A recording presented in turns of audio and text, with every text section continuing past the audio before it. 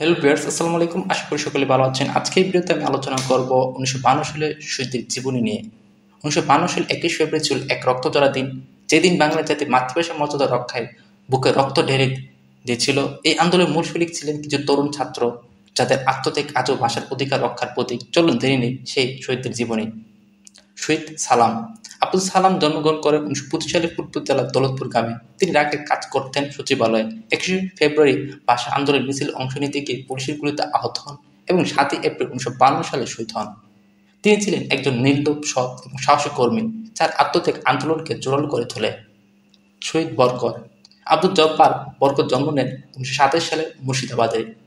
তিনি ঢাকা বিশ্ববিদ্যালয়ের ইতিহাসের বিভাগের ছাত্র ছিলেন। তিনি মিছিলের সামনে সারিতে ছিলেন এবং পুলিশের গুলিতে শহীদ হন। তার মৃত্যুর পর সমগ্র বিশ্ববিদ্যালয় এলাকায় শোকের ছায়া নেমে আসে।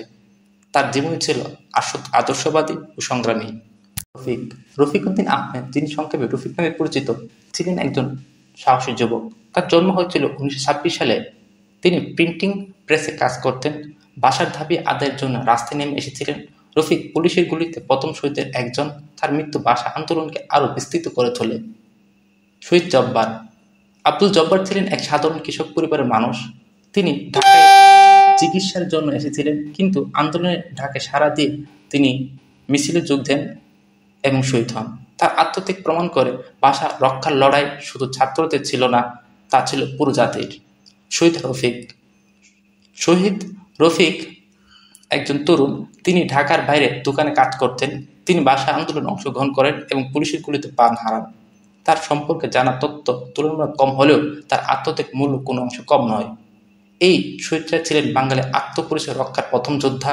তাদের রক্তের বিনিময়ে আমরা আজ বাংলাকে রাষ্ট্রভাষা হিসেবে পেয়েছি। ২১ ফেব্রুয়ারি শুধু আমাদের নয়, সারা বিশ্বের আন্তর্জাতিক মাতৃভাষা দিবস। শহীদদের এই আত্মত্যাগ আমাদের রক্ষায় স্মরণ করে দেয়, ভাষা শুধু কথা বলার মাধ্যম নয়, এটি অস্তিত্বের অংশ। আজকের ভিডিওটি এ পর্যন্ত। যদি ভিডিও দেখে ভালো লাগে অবশ্যই লাইক করবেন এবং কমেন্ট করে আপনাদের মতামত জানাবেন। Thanks for watching my video.